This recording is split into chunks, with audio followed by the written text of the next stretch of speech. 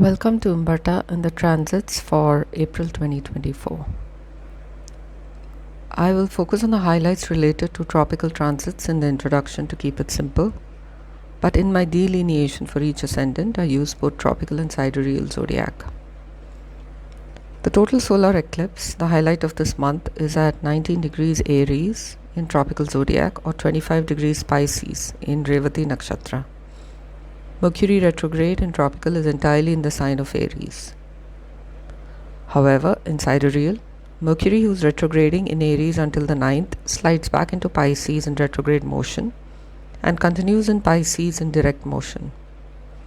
So it starts retrograding in Ashwini Nakshatra, slides back into Revati Nakshatra in a conjunction with Rahu and Sun, reaches Kazimi on the 12th of April and continues its retrograde motion into Pisces until the 25th of April, when it reaches the same degree as it was on the 22nd of March.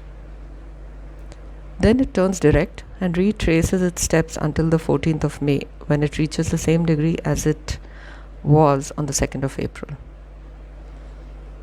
So what does this dance suggest?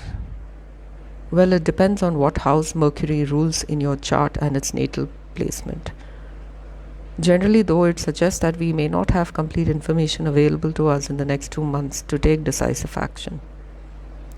To avoid falling in the trap of analysis paralysis or to avoid being in an indecisive mode forever, we may have to resort to finding our way or take decisions through intuitive conclusions based on partially available information. One caveat is that the information that is available must be clearly communicated and understood by us and others. As a metaphor, it's quite similar to being blindfolded and identifying something by sensing its shape or form. If you have a natal placement in tropical Aries, or if you're one of the cardinal rising signs of tropical Cancer, Capricorn, Aries or Libra, you would feel the effect of this eclipse as your life changes unexpectedly in 2024. In sidereal zodiac, it's the mutable signs who would experience the impact. By mutable, I mean those of you with personal planets or ascendant in sidereal Gemini, Sagittarius, Virgo or Pisces. Coming to your rising sign of tropical Libra or sidereal Virgo, this group is in the eye of a storm just like your complementary sign tropical Aries or sidereal Pisces at ascendants. The total solar eclipse falls across your 1st and 7th axis. And if you have a natal placement in tropical Aries between 18 to 20 degrees, that planet and the house it rules will get impacted by the eclipse. As such, tropical Libra ascendants or sidereal Virgo ascendants are facing peculiarities and ups and downs in their one-to-one connections. What with Ketu transiting your 1st house and Rahu in your 7th. For a people who are so relationship oriented, you may find that you're quite comfortable being by yourself. You may seek solitude more often than not, and you may also feel like you need to sleep a lot more than usual.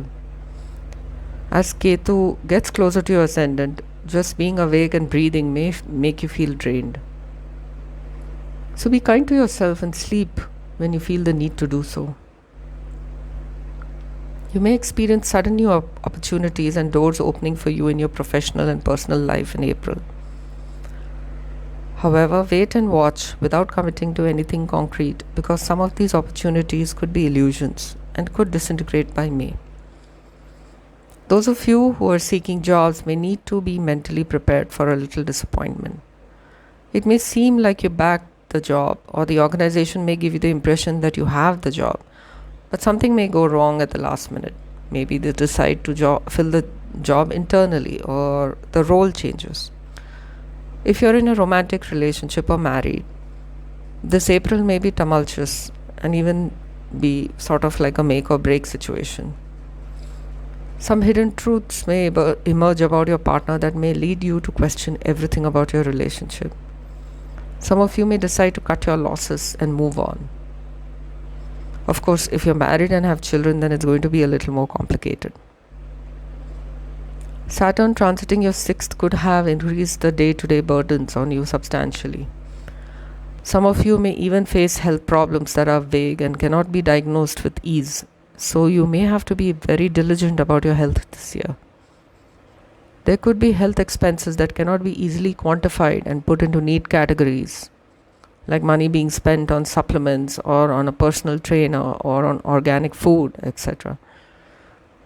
Try and solve your health problems in a proactive or preventative approach with the belief that food is medicine, as you may be extra sensitive to prescription medication this year and part of next. And since your sidereal ascendant Mercury is in retrograde motion for 3 weeks, this is a time to retreat, reflect, and reassess rather than take action. Postpone, if you can, buying or selling of high value items, signing legal documents, or extensive traveling. If you must, then prepare for mix ups or delays in receiving information, missed or delayed flights, etc. That's all I have for you today. If you find this video meaningful, please like, subscribe, or comment. I would love to hear from you and your story. Until next time.